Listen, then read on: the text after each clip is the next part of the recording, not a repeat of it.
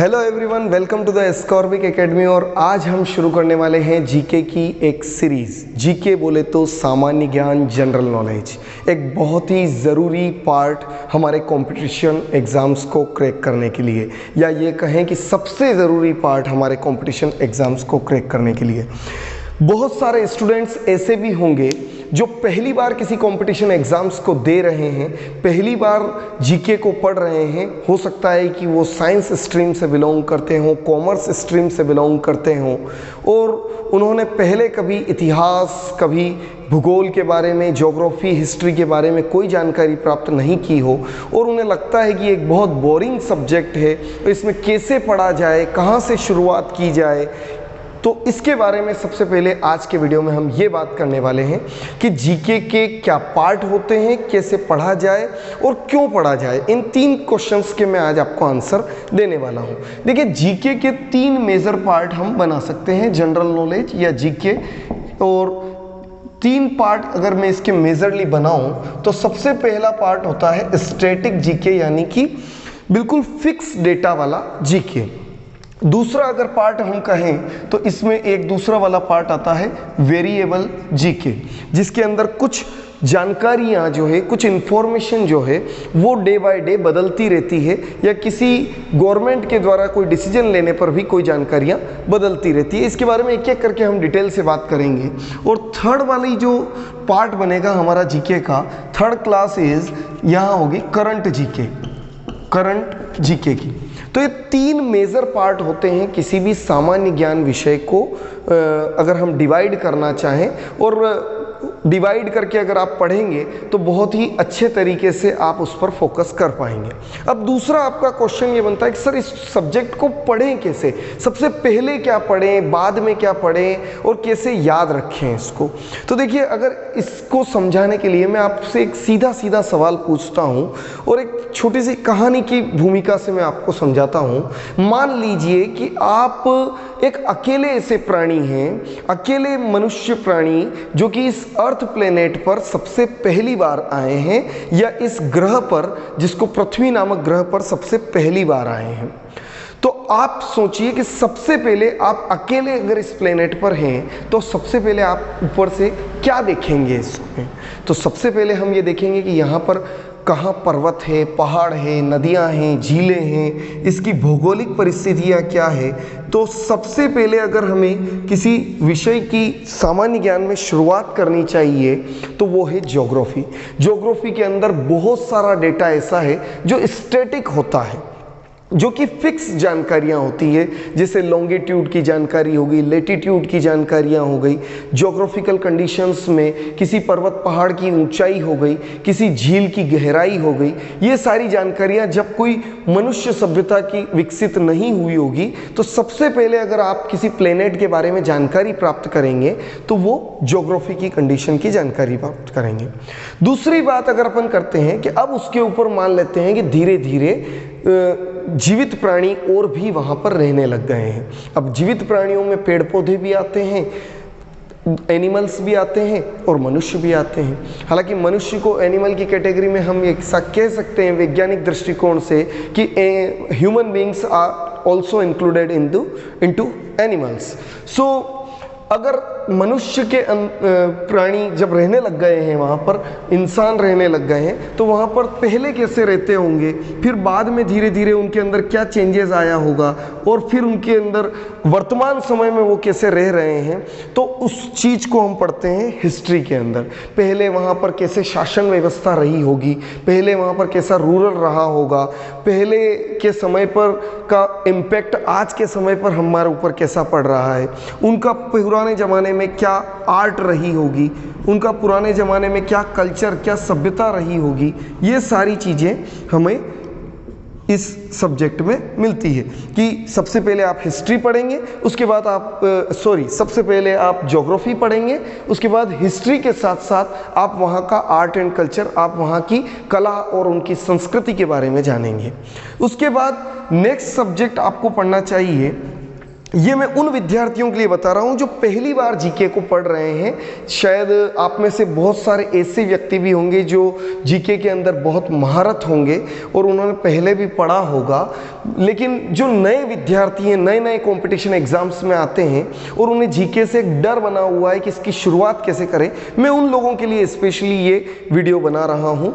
और हिस्ट्री और art and culture के पढ़ने के बाद हम ये अनुभव करेंगे कि हिस्ट्री के अंदर अगर इंडियन हिस्ट्री को पढ़ते हैं तो वहाँ पर ये 1947 के आसपास जाकर के आधुनिक भारत का इतिहास लगभग ख़त्म हो जाता है।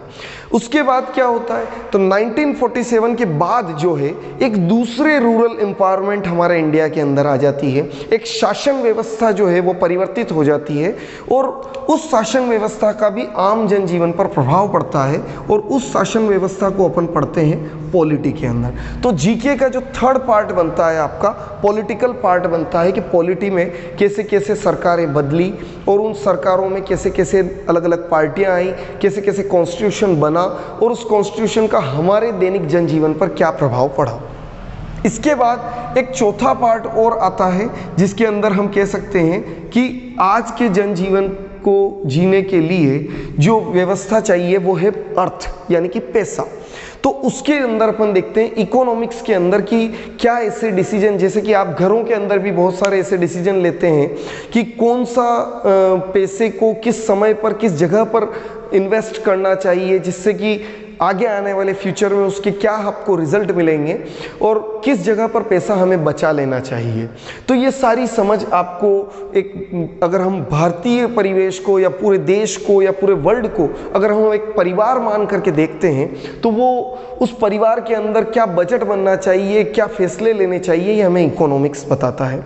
तो सामान्य ज्ञान एक सबसे ज़रूरी पार्ट किसी भी कंपटीशन एग्जाम्स को क्रैक करने के लिए, और उसमें 4-5 मेजर इंपॉर्टेंट पार्ट बताए कि हमें ऐसे जीके की शुरुआत यदि आप चाहें तो ऐसे आप कर सकते हैं कि सबसे पहले आप ज्योग्राफी पढ़ेंगे, उसमें थोड़ा थोड़ा आपको अच्छा लगने लगेगा। फिर उसके बाद जब आप हिस्ट्री पढ़ेंगे तो इसके अंदर बहुत सारी आपको कहानियाँ सुनने को मिलेगी, और फिर आर्ट एंड कल्चर की पुराने लोग कैसे रहते थे और उनके अंदर क्या क्या बदलाव होते गए, वो सारी चीज़ें आप पढ़ते रहेंगे। अच्छा, एक तीसरा प्रश्न और आता है कि सर हम जीके क्यों पढ़ना चाहिए, हम जीके पढ़ें ही क्यों।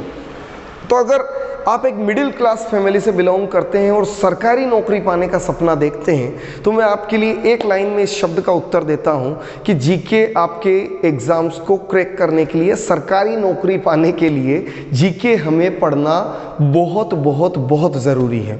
अब दूसरी बात कि सर जिनको सरकारी नौकरी नहीं करनी है क्या उनको भी जीके पढ़ना चाहिए, तो मेरा जवाब यहाँ पे होता है बिल्कुल हाँ। क्यों पढ़ना चाहिए, क्योंकि जीके के अंदर, सामान्य ज्ञान के अंदर जैसे मतलब आपने सुना भी होगा मनुष्य जीवन हमें एक ही बार मिलता है।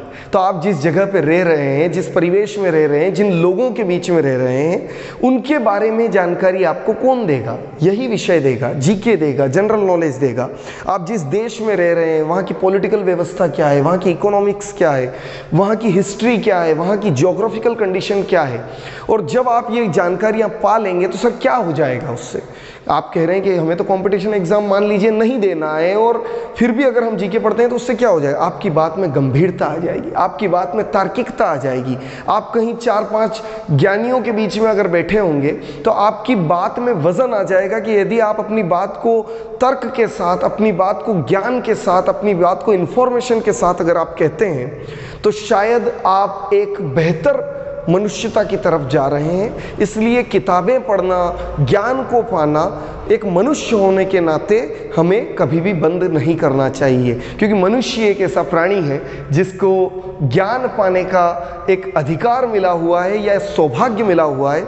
बाकी एनिमल्स के अंदर ये सौभाग्य नहीं है। तो मैंने आज की इस क्लास में आपको 3 जानकारियाँ बताई, जीके कैसे पार्ट में डिवाइड होता है, कैसे पढ़ना चाहिए, और लास्ट में आपको जब कोई एग्ज़ाम हो न्यूज़पेपर के थ्रू करंट जीके भी पढ़ना चाहिए। बहुत सारी ऐसी डेटा हैं जो स्टैटिक डेटा आपको ज्योग्राफी में भी मिलेंगे, हिस्ट्री में भी मिलेंगे, आर्ट एंड कल्चर में भी मिलेंगे, और पॉलिटी में भी मिलेंगे।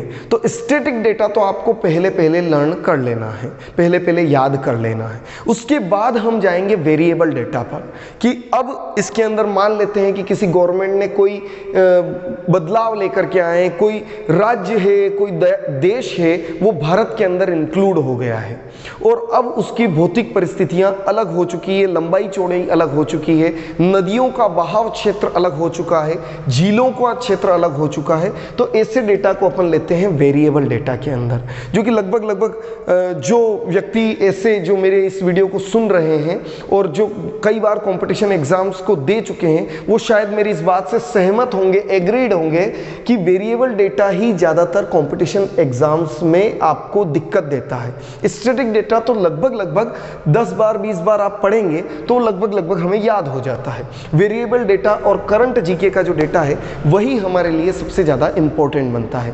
तो मैं कोशिश कर रहा हूं कि अगली क्लास में आपके लिए ज्योग्राफी का डेटा, ज्योग्राफी की पहली क्लास लेकर के आऊं और लगभग इस पूरी सीरीज में हम एक कहानी के तौर पर जीके को पढ़ेंगे, जिससे कि इस विषय के अंदर आपकी रुचि, आपका इंटरेस्ट भी बढ़े और इस विषय के प्रति आपकी समझ भी बढ़े। तो आज की क्लास में इतना ही। धन्यवाद, थैंक यू, फिर मिलते हैं।